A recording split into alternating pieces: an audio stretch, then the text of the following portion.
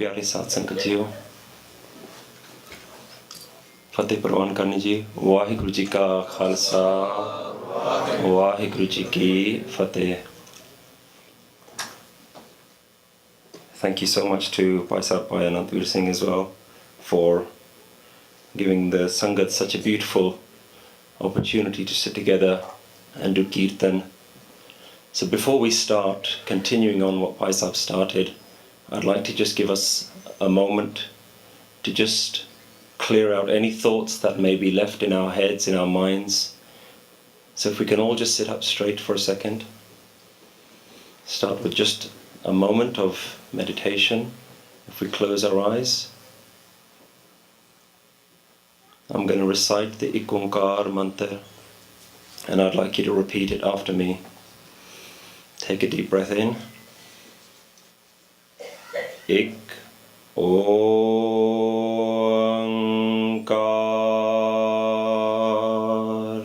Deep breath in. Ik Onkar.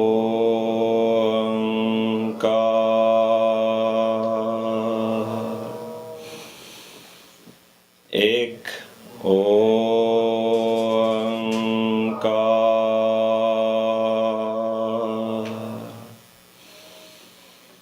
Ik Onkar.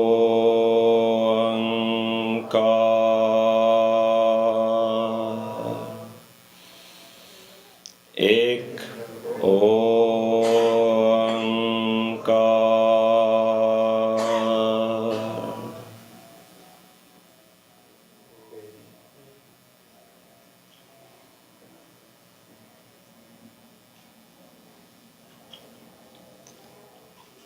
You'll notice with just 1 minute of meditation how your mind changes, how the energy in the room changes.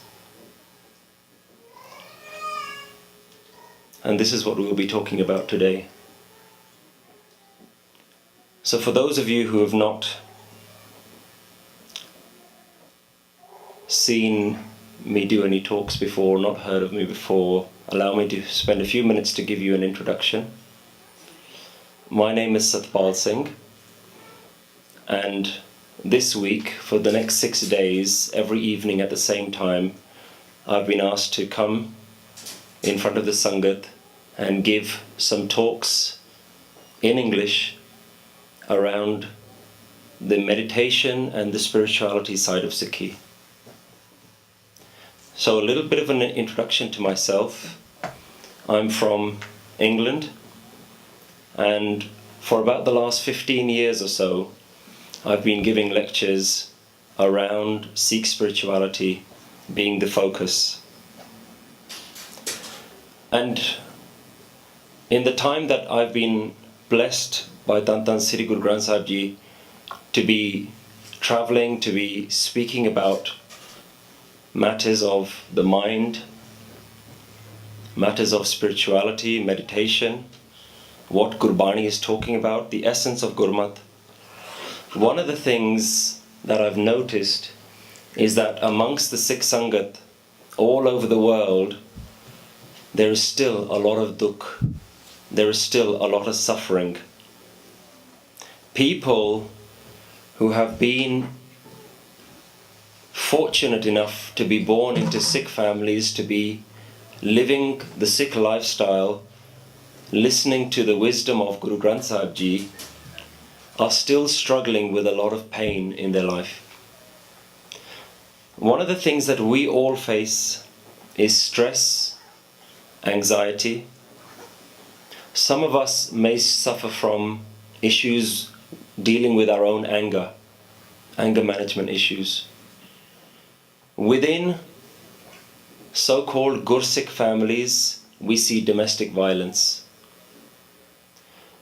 We see issues of alcohol abuse, drug abuse within Sikh families, marriage issues, divorce issues.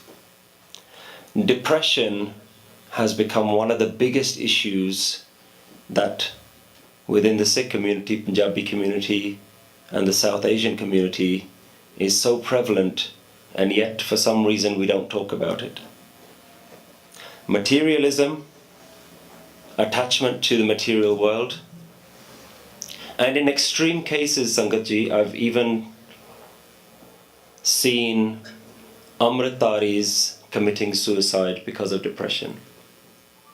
So the question is, what is going on? Why is this happening? One of the most common things that I hear from people is that we've been coming to the Gurdwara for the last 10, 15, 20 years, but we don't know how to connect to Gurbani, we don't know how to connect to Kirtan, we don't know how to connect to our Nitnem, to our Simran. So something is happening within the Gurdwaras, within Sikhi Prachar, that isn't resolving some of the issues that we've just talked about. What are the things that we tend to hear most about when we go to the Gurdwara, when we listen to Prachar? The things that we hear most about are about the great history of the Shaheeds and the amazing things that have happened by our ancestors. We hear a lot of stories about the Guru's lifestyles. And we also even hear a lot about the things that we should and we shouldn't do. But what we hear very little about is the words that when you open Tan Tan Sri Guru Granth Sahib Ji, when you read Guru Granth Sahib Ji, when you read Gurbani, Guru Granth Sahib Ji isn't talking about history. Guru Granth Sahib Ji isn't full of stories. Guru Granth Sahib Ji isn't full of rules. So what is Guruji talking about? What Guru Granth Sahib Ji is talking about is your mind. Where is your mind all day? Guruji is focused on you trying to understand yourself. And we, for some reason, aren't talking enough about these things. And so what's happening is we're hearing a lot about Sikhi, but very little about ourselves. And because of that, one of the biggest problems that I hear from Gurdwara committees all over the world is that the youth have stopped coming to the Gurdwara. Bacche nahi aande. So we have to understand what are the issues and how do we address those issues. So around 5 years ago, one of the ways that I noticed the trend was going for young people was that more people were spending time on their computers, on the internet. And people were coming to me and saying, what are we going to do to get the youngsters to come into the Gurdwara? I said, well, why don't we go to the youngsters? Why don't we go to where they are? So about 5 years ago, I decided that I was going to start recording some of the lectures that I was doing and just putting them online. So we started a YouTube channel, myself and a small team of people, called NanakNaam. And the focus of the NanakNaam is specifically to address the core message of Gurbani.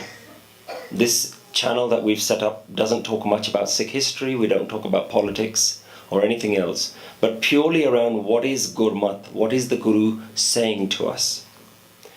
And the response has been so phenomenal that about 8 to 10 months ago, Sangat approached me and they said, this work that you're doing needs to grow. And the Sangat asked me, they said, please can you do this full time? So in the summer of last year, I left my work and I set up NanakNaam as a registered charity in the UK with the mission that we go out and we spread in English the prachar of what Gurbani is talking about at its very core level. So now this is my full-time job. This is what I do. And what I'm doing, traveling and raising awareness of what the Gurmat issues are, is to try and get more and more people to start having a conversation around themselves and their connection with this oneness. So what the charity is now set up to do is we're raising funds to try and get courses started, so that if somebody came to us and said, I know a person who's dealing with depression, what is the Guru's solution? Do we have a course that says I can take someone with alcohol abuse, with anger management issues and say, Step 1, do this according to Gurbani. Step 2, do this. Step 3, do this. And we can heal these people. So this is a research charity, researching Gurbani and seeing how we can understand Gurbani and present it to the world in these modern ways. And we want to help deal with some of the issues that we've talked around depression, stress, addictions, and most importantly around meditation and getting a meditation practice going amongst people. So meditation is the most important factor within this organization. And today what I want to talk to you about is the very core of meditation, the very heart of what it's about. And it starts with a very simple concept that Guru Nanak Dev Ji blessed us with, which is this concept of ik. And so we've titled the talk today, What is God? It sounds like such a simple question. It sounds like it has an obvious answer. But one of the things we've noticed is that this is probably the most misunderstood concept within Gurbani. So what do we mean by God? Which God? Whose God? Whose definition of God are we taking? Let's think about the common ideas that we have when we think about God. The most common idea when I say the word God to you is we think of a masculine figure.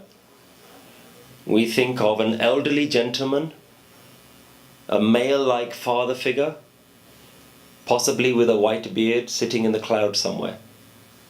And we have to ask, whose God is that God? Is that the God of Guru Nanak Dev Ji?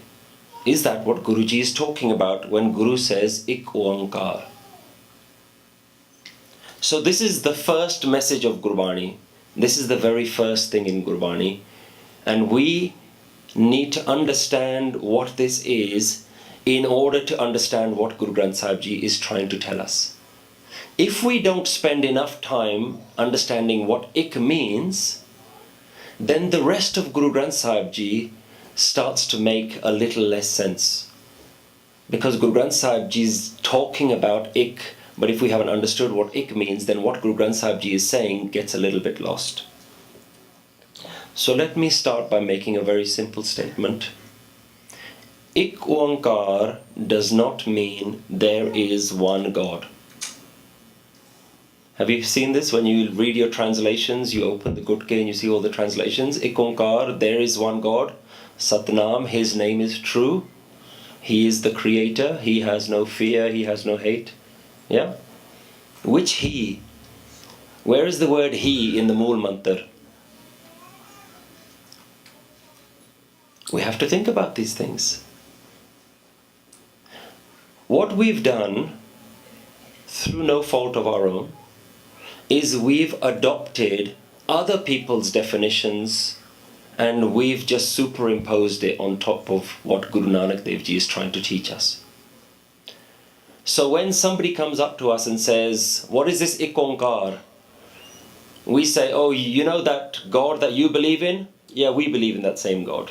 You believe in Allah? Yeah, that's kind of like Waheguru. You believe in Ram? That's a little bit less like Waheguru. So we look at other people and we rely on their definitions and then we just put our ideas on top of that. So we're saying we all worship the same God. The God of your religion is the God of my religion. Because Ik Oankar means there is only one God. But Ik Oankar means a lot more than there is one God. In fact, I have a real issue with this word God. Because the word God straight away gives you this human sort of character image in your head. Do we think of like a father figure, some sort of male figure? You feel like there is a person that you're talking to. Guruji is actually giving us a very different idea of what Ik Oankar is. When Guruji talks about Ik, what Guru is really saying is there isn't two. Ik means, in its simplest form, one means the opposite of two. And when we start talking about two, then we starting to understand what Guruji means when words like Dubida come into Gurbani. Duja Pao, the love of the other. duality. Ik means the opposite of duality. And what duality means is, in the whole world, there aren't two things. Ik means there is only one thing here. Take a moment to just let that idea sink in. Ik means, in this room, look around you, how many people are in this room? Ik means there aren't 50 or 100 people in this room. There is one thing in this room right now. Just one. And when we say that there is only one thing in this room, what that means is that you and me are not what we think we are. You aren't what you think you are. I'm not what I think I am. What do we think we are? When you're sitting in your position, you can look all around you, and in your mind, there is an idea that comes in that everything that I'm looking at is something else. I'm sitting here, you're sitting there, and everything that I'm looking at is something else. I think the feedback's a bit loud on this, if you can turn that down, thanks. Everything that you look at, we see it as something different. Guru Nanak Dev Ji starts by saying there is not something different. What that means is that you and the person sitting next to you are in fact the same thing. Now the question is, why don't we think like this? Why don't we see this? Why don't we experience this? And this is where Guruji spends a lot of time talking about man, mind, thoughts. Because somewhere along your journey, the idea was planted in your head that I exist, I am. And if I am, then you are something else. So what Guru Nanak Dev Ji does right at the beginning is to say that I and you don't exist. And unfortunately, we've never heard Gurbani being explained in this way. And when we don't hear Gurbani explained in this way, when we don't deal with the idea that you actually don't exist, then we continue to hold on to this idea that I am, and because I am, God is somewhere else. And the first thing that Guruji is trying to show us is that me and God aren't two separate things. Now that's where we start becoming quite uncomfortable with these ideas. Me and God aren't separate, but I don't feel that God is here within me. Why do I feel separate from God? If I'm connected to God, why don't I feel connected to God? Where is this God then? It comes back to this idea of God. And when we talk about God, we've created such a character that is some person, some being sitting far away from us. I like to call this character Mr. God. That's what we think of when we say the word God. Mr. God. Some masculine figure sitting in for Mr. God. You'll never find Mr. God, because you're looking for the wrong thing. The very thing that Guruji is talking about, Guruji is saying is within you, is inside you, it's part of you. In fact, it is you. Now it's all well and good somebody like me coming on stage and presenting this idea. But of course we have to make sure that what we're talking about, the vichar that's happening here, is in fact what Guruji is actually saying. So let's see if Guru Nanak Dev Ji, if the Gurus, if the Bhagats are talking about this concept. Guru Nanak Dev Ji has a shabad in Ang 878. And Guruji says, Sagar meh boond, boond meh sagar, kavan bujhe bid jane. Within the ocean are the drops, and within the drops is the ocean. Only a few understand this wisdom.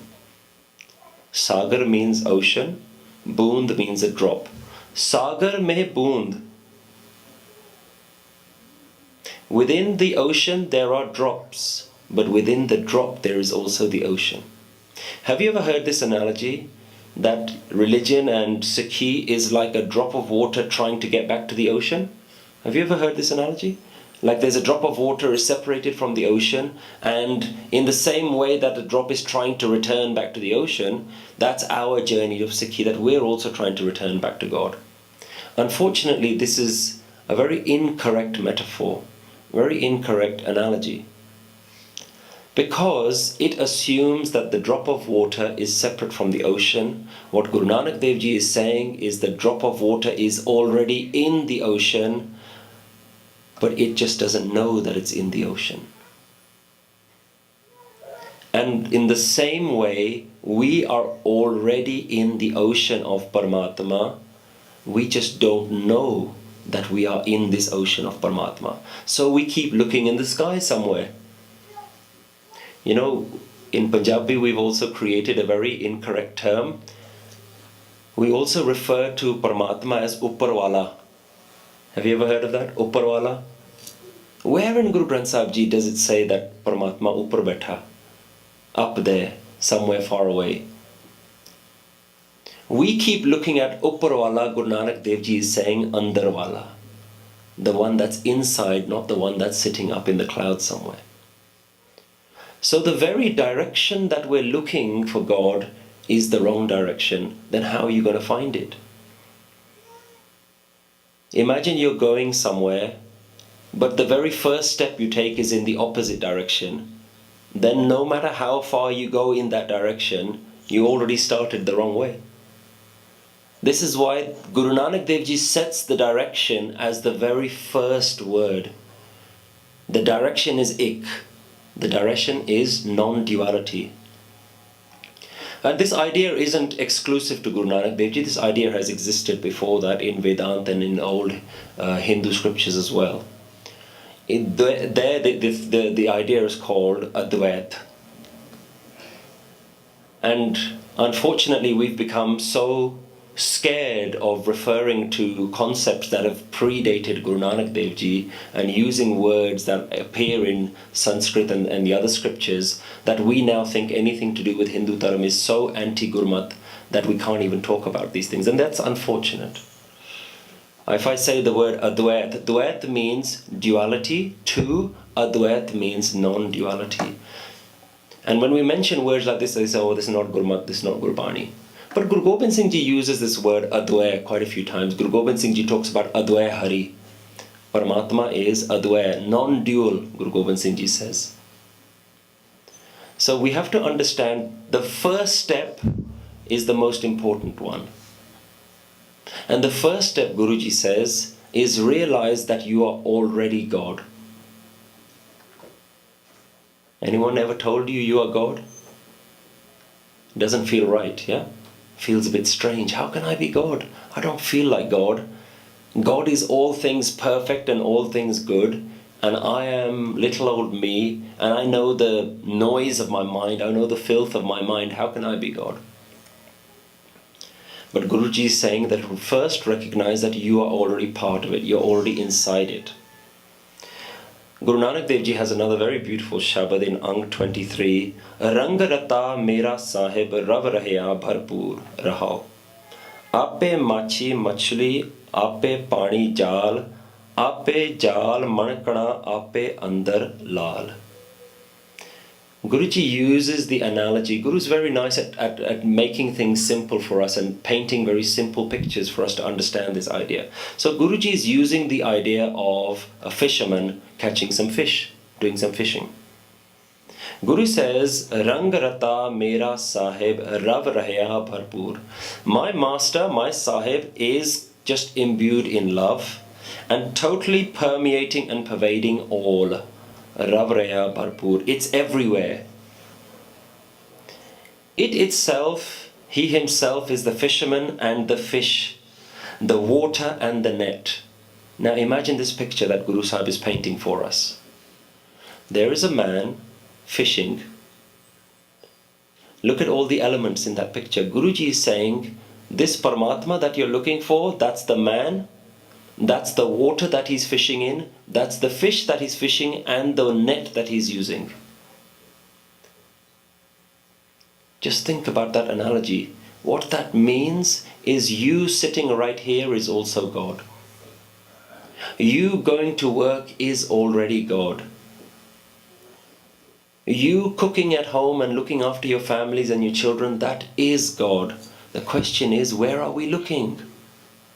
Why do we think God is somewhere else? So these are the ideas that Guruji is trying to present to us. Bhagat Namdev Ji has an amazing analogy. On Ang 485, there's a Shabad, Asa Bani Sri Namdev Ji ki.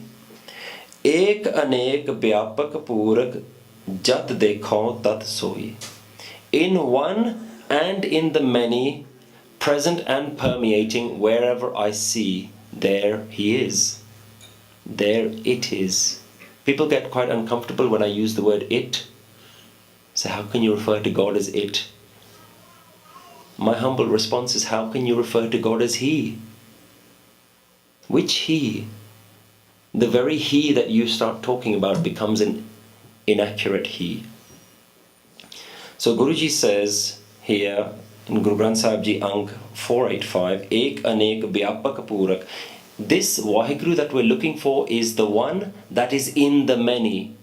In this room right now, there is only Waheguru.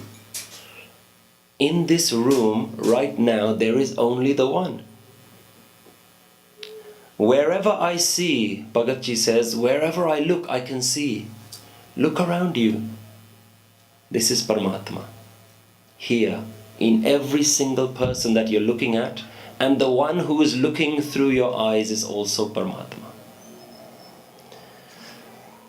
But why can't we see it? Bhagat Ji says, Maya chitra bachitra bemohit birla bujhai koi.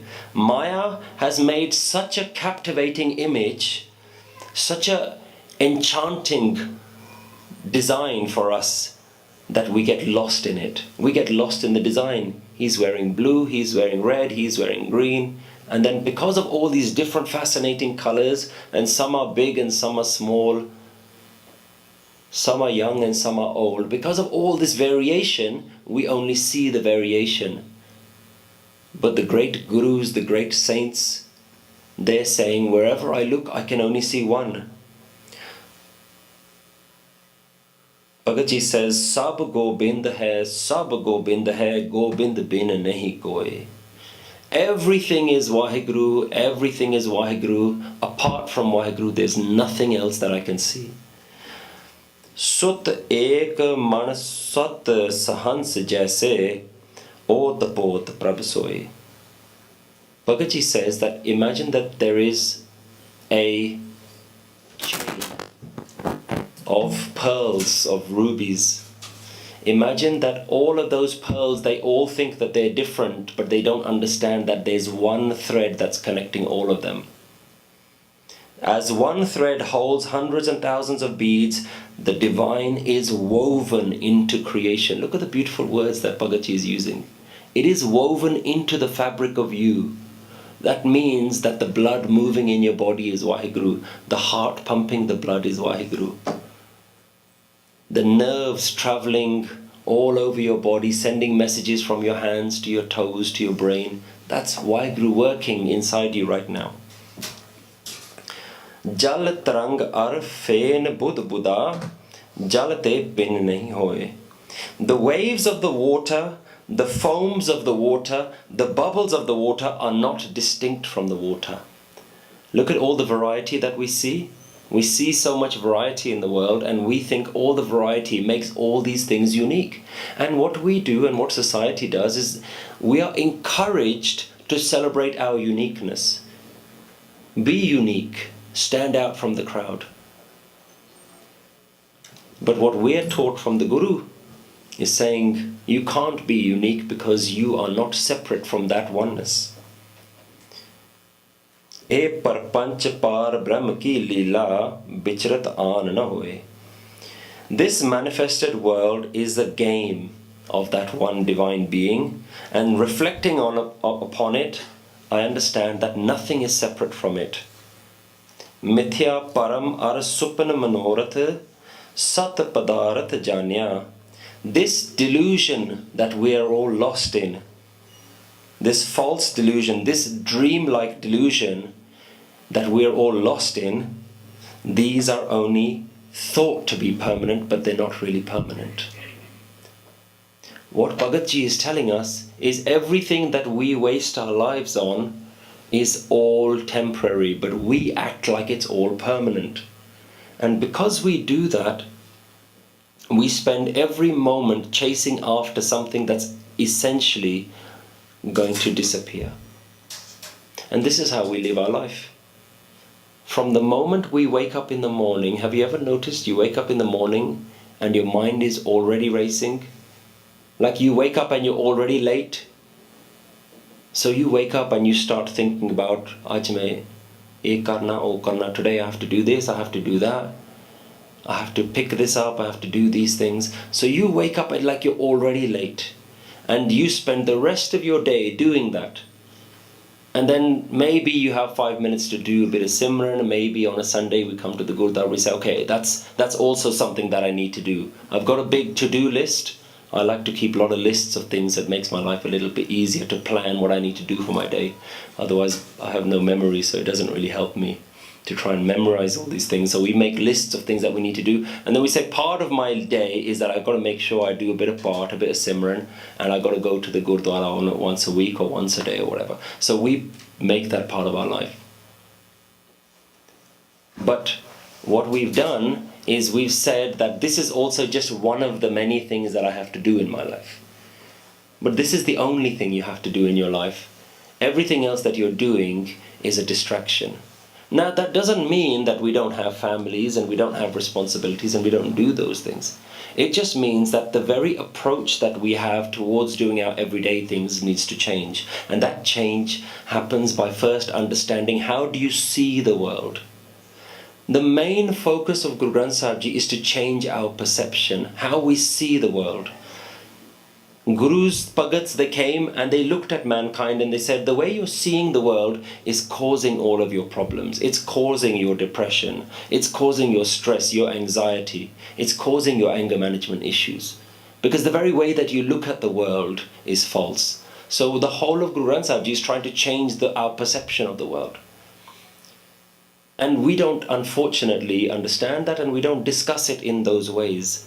And because we don't discuss it in those ways, we just say, come to the Gurdwara, do a bit of Simran, and somewhere in your life, we're waiting for some light bulb moment, we're waiting for lightning to strike on our head and say, all of a sudden I'm going to be enlightened. But this isn't a lottery. You don't just turn up and one day your number gets called and that's it, you win the enlightenment ticket. This is Gyan Dhamarg. This is the path of wisdom. This is understanding. So we have to try and understand, what is it that we have to change? What is the problem? Let's first understand the problem. If we don't know what the problem is, the solution is not going to make sense, because Guruji is the solution. Guru is already the solution, but we don't know what the problem is, so we don't know what we're going to the doctor for. Guru is the doctor. But we don't know what the problem is, we don't know what to ask, we don't know when the doctor's giving us the medicine, we don't know how to take it, when to take it. This is the problem that we have to try and understand. And Guruji's given us the answer.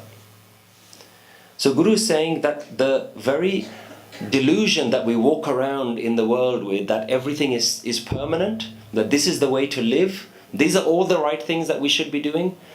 Guru is saying, actually just reflect that everything that you're doing needs to be done, but the very way that you look at it is that this is something permanent and you're looking at it in a wrong way. So how do we get the right understanding? Sukrita manasa gur upadesi jagat hi manamanya. The right understanding the Guru teaches us. And my mind awakened when we accepted what the Guru was trying to teach us. Kahat naam deo har ki rachana dekho hriday bichari. Says Namdev, see the creation of the divine and observe and reflect upon it in your heart. Ghat ghat antar sarab nirantar keval ek murari. Inside every single one of us Ghat ghat antar. At the very core of what we all are is that divine being deep within all of us. Keval ek murari. There's only one that's inside all of us. So what does that mean for me? What does that mean for you? How should we live? What should change in our life? Guru Sahib is trying to teach us that all that exists is one. That is the most important thing to understand of Gurbani. And everywhere where Gurbani keeps reminding us, Ek Simar, meditate and understand, remember the one. Remember that there is only one. Sab Gobind hai, Sab Gobind hai, Gobind bin nahi koi. There is nothing else here. That is the main thing. And what that means is that I am not separate from you. You are not separate from the person next to you. In fact, the very idea that you exist needs to be challenged. And where does this idea come from? What are we talking about? What do you mean I don't exist? I do exist. You're all going to say, I do exist. Look, this is real. Yeah? There's a body, there's mass, there's haddiyan, there's flesh and bones. There's ideas in my head. My ideas are different to you. My voice sounds different to your voice. What do you mean that we don't exist? What we're talking about when we say I exist is an idea that we've created that this thing here is separate to these things here. And what is that? Let's go back to this idea of a drop of water that isn't separate from the ocean. The drop of water is already in the ocean, it just doesn't know it's in the ocean. Imagine that drop of water has got this very thin barrier around it. And it's just sitting in its own little bubble. And that barrier is, for us, called. The very reason why we can't connect with the oneness, with this Ik, with this Oankar, Ram, Allah, Waheguru, the name is irrelevant. The reason we can't connect with it is because of one simple thing that's happened inside us, and we've created an identity. We think the mind, the noise in our head, the thoughts that are happening in our head, and this physical body is distinct. I am. Gurbani has used the word ha main. It's a very appropriate word. It means me. Ha main, me. Meri gal karo pehla. Talk about me first. I'm the important one. Me. And we wake up and our whole life is about me. What do I need to do today? What is my life? What am I doing with my life? Where am I going in life? This is what our whole life is. And we've been brought up this way. It's human nature. In fact, the very I am, ego, is something that Paramatma has also given to us, but maybe we can talk about that another day. Where does this ego come from? Everything is the oneness. You yourself are God. But because we don't feel like God, we think that God is somewhere else. I once had somebody challenge this idea to me, and he says, let me tell you what God is. He says, I know what God is. God is like a lump of gold that's inside of us, and we're all the gund and the dirt around it. So God is only pure. God is only something pure inside of us, but we got all this dirt around us. I said, that's a nice idea, but there's a flaw with that. It means that the dirt is outside of God. If God is just the lump of gold that's pure inside you, then everything that's impure is outside of God. It means you are bigger than God. You're greater than God.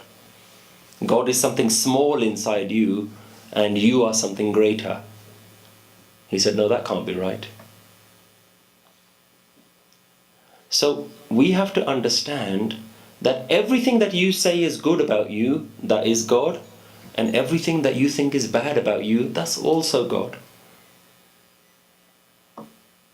Everything that is bad about you that you've put yourself down for, where did those bad things come from? That doesn't mean you carry on being a bad person. That's not what I'm trying to say. But let's not kid ourselves. Let's not create this idea that we are somehow so special that we can do all the bad things that we want. That we're free to do our own bad things.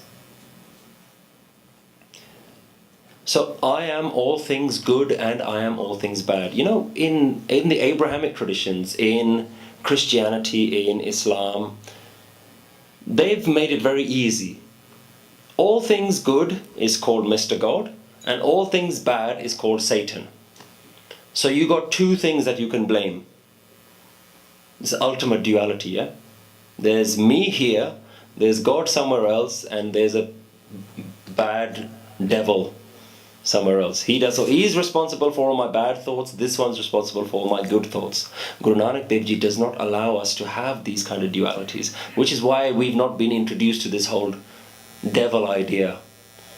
Because it's all things good and all things bad inside. The bad, what we call bad, stems from our ego nature, our self-identity. If we think that there's anything bad in us, where that comes from is because we think we're individuals. Guru Nanak Dev Ji has given us a very simple way of understanding it. Whatever your question is in Sikhi, the answer is one. Whenever you read Gurbani, if you don't understand it, remember that the answer is one. I'll give you a simple formula. You go to school, you ask a young child, what is 1 plus 1? They tell you 2. You go to Guru Nanak Dev Ji and you ask Guruji, what is 1 plus 1? He says 1 plus 1 is 1. There is only one. The answer is always one. You know, when we were in school, I used to have in my maths lessons, you used to have these textbooks where all of the questions are at the front and you have to read all the mathematical problems, but at the back of the book there used to be all the answers. I don't know if you ever had that. You have all the answers at the back of the book. Guruji's done something simple like that, something similar, but here Guruji's given you the answer first. The answer is Ik. Now the rest of Guru Granth Sahib Ji is trying to give you an understanding. What does this mean? You know, like when you're doing your maths in school, you weren't allowed to just write the answer because then the teacher knows that you've read it at the back. The Guru is doing something similar. The teacher wants to see, show me your working out. Show me how you got to the answer, that I can know that you understand how to solve this problem. Guruji has given us the answer first, then Guru gives us the rest of Gurbani to understand how do we get to this answer. But the answer is always one. There is only one. You are the same as your husband and your wife, as your children, as your mother and your father. You're actually all the same thing. And that is a fundamental shift in the way we need to think. That fundamentally changes how we meditate. How do we meditate? How do we do Naam Simran? When we do Naam Simran, what we're doing is we're here, God is that guy, somebody up in the clouds. So what we do is we sit here and we close our eyes and we start Waheguru, Waheguru. And what we're really doing is we're saying, come on God, come on God, come on God, come on God, come on God. Okay God, I'll see you next week. Because you've had your 5 minutes, you tried it, God didn't come. So what we're doing is, without addressing who are we trying to call, without trying to understand which God and who, we say, I'm here, you're somewhere else, why aren't you coming? I hear that by reciting your name, you'll come to me. We say, okay, maybe there's something wrong. Maybe God is busy, there's so many disasters happening in the world, so many big things going on, maybe God hasn't got time for me.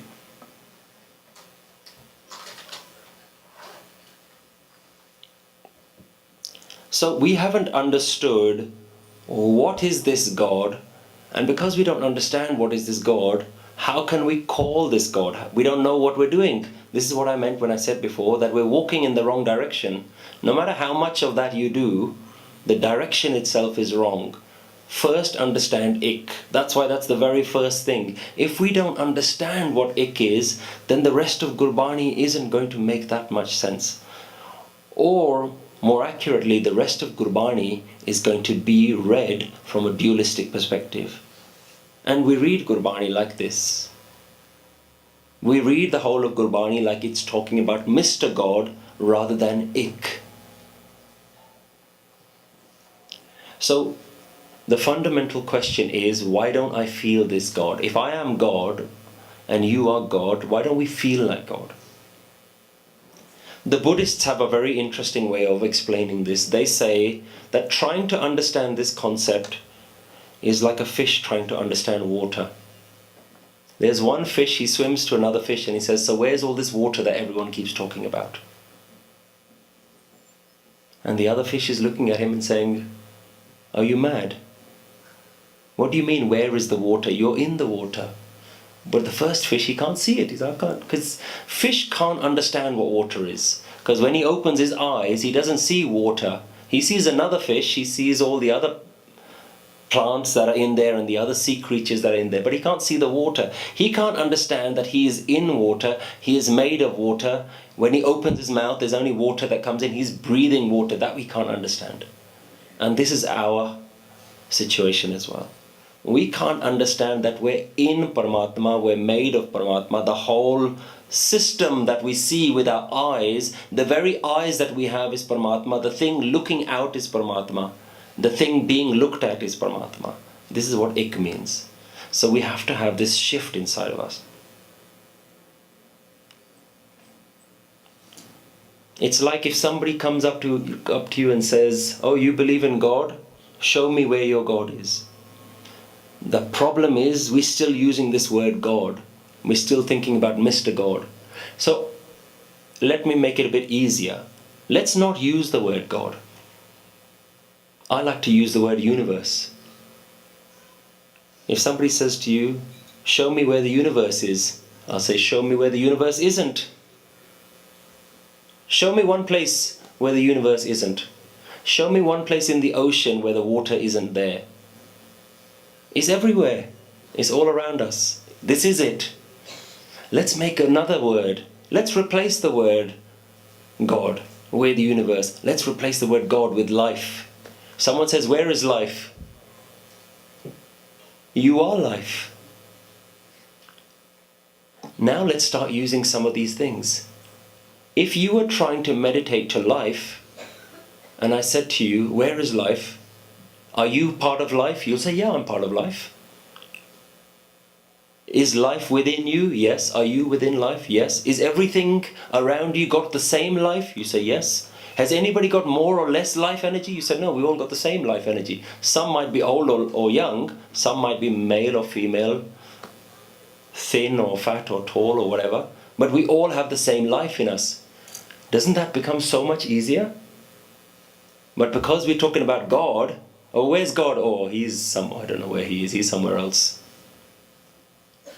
You see how easy it is to understand this concept? We're just changing certain words. We've made it complicated. Guru Sahib is trying to make it simple for us. So remember that there is this oneness. There's a story of a saint who has not eaten for a really long time.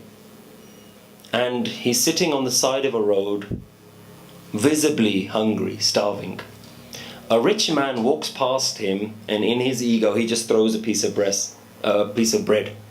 Here you go, have this bread. The starving saint takes the bread and feeds it to a dog. The rich man says, are you mad? Are you crazy? You're hungry, I fed you the bread. Why are you giving it to a dog? And the meditator, the saint, says, God is feeding God and God is laughing at God. God is feeding God, God is laughing at God. God is talking to God and God is listening to God. God is looking at God and God is hearing God. God is eating God. God is eating God. God is being eaten by God. This is what Ik is trying to get us to understand. So unless we start using new language, unless we start changing the very way that we're talking about what this ik is, then we're not going to be heading in that new direction that the Guru is trying to get us walking on. You know, we call it panth, right? Panth means a path.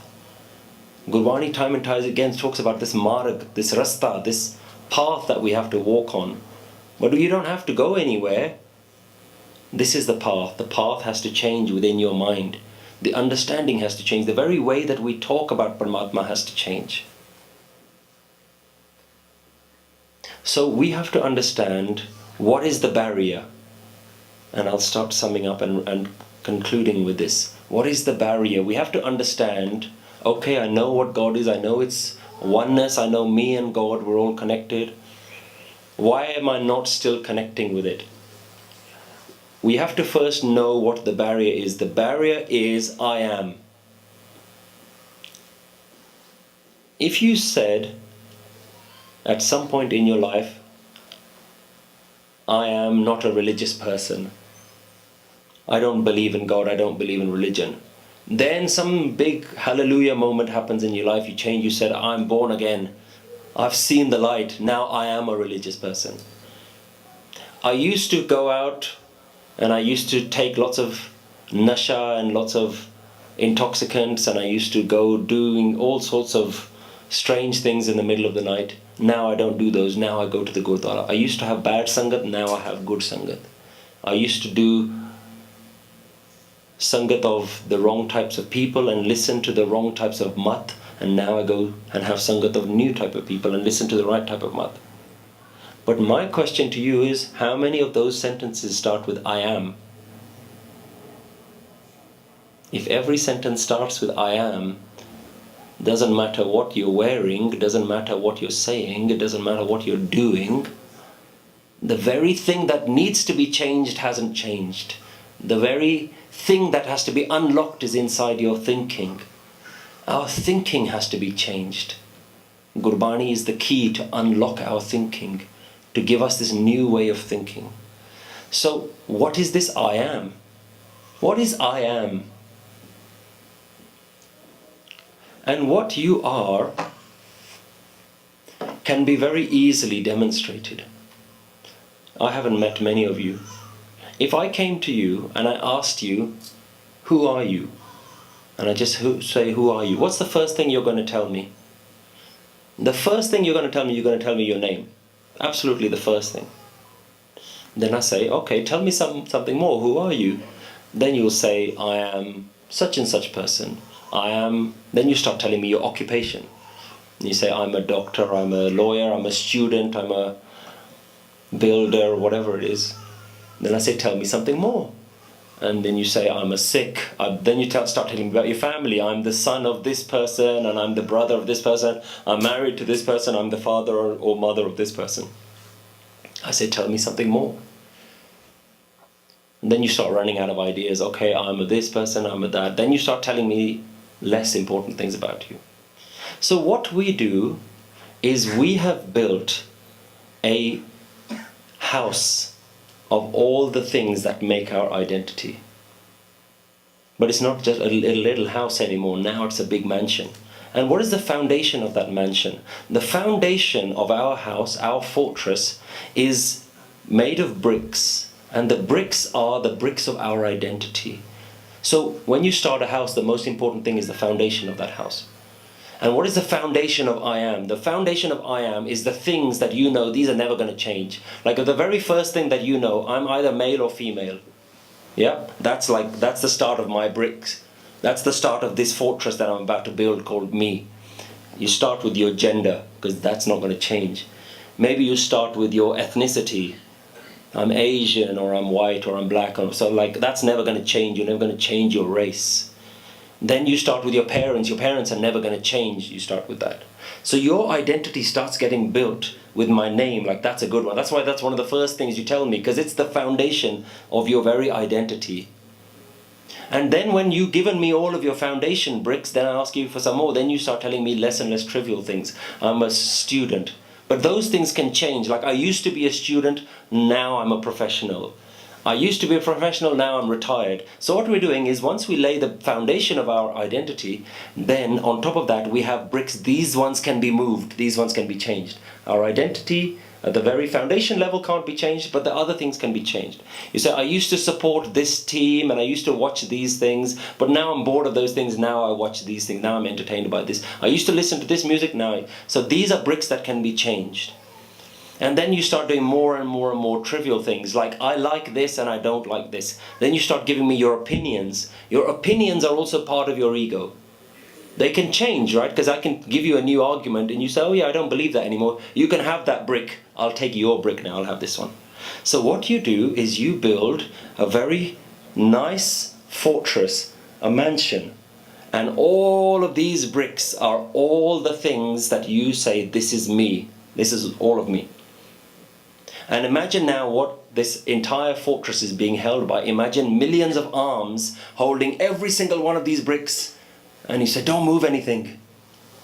It's taken me a long time to build this house. Do you have this game Jenga? Where you have lots and lots of bricks and then you move one of them and then the whole thing falls down? So we have millions of arms holding all these millions of bricks. You say, don't touch anything. Okay, you can have that one, but you need to replace it. And all day, every day, what we do is we just get out our dust cloth and we start polishing all these bricks. Ah, look at me, I'm a successful person. Oh, look at me, my opinions. Like, I believe this. Those people, they believe something else. Like, I believe this stuff. That's a really nice, shiny brick. That's a nice, I'm proud of that one.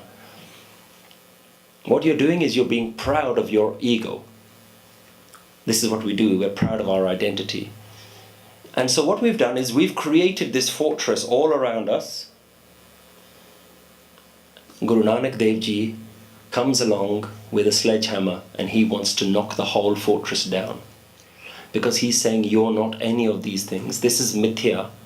This is all like a dream. You know, Guru Tegh Bahadur Ji in Slok Melanoma uses a lot of this sort of analogy. Jagarachana sab jhoot hai. Know that this is all lies. This is not real. This is not you. But you don't want to do that, right? You use like what you do is you say, I'm a Sikh. So that's another brick. You just put another brick at the top, like the crown on the top. Like, that's my crown. So that I'm a Sikh. But you've put a crown on top of a fortress, an ego fortress. Guru doesn't want you to put a crown on top of your fortress. Guru wants to break your fortress down. Guru wants to break all of these things. And you know those millions of arms that are holding them all, you know what they're called? They're called attachments. They're your attachments. And what you need to do, what the whole path of Sikhi is, you got to let those attachments go. Just let go of every single thing. But where does God fit into all of that? Like, okay, thank you for explaining what my ego is, but where's God? The thing is, Guru is trying to explain that inside this fortress, inside this mansion that you've created, there's a light bulb. And that light bulb is shining and making all the bricks look very nice and shiny. And you're looking, imagine a light bulb that doesn't know it's a light bulb. Imagine a light bulb that doesn't know it's a light bulb. So every day it switches on and it just looks at all the shiny things. So look at all these shiny things, they're really nice. It doesn't understand that it is what is making everything nice. If you don't have a light bulb in the room, doesn't matter what nice things you have in the room, it's the very light that allows you to see all those things. You are that light. That light isn't you though. That light is Paramatma. The light inside the house.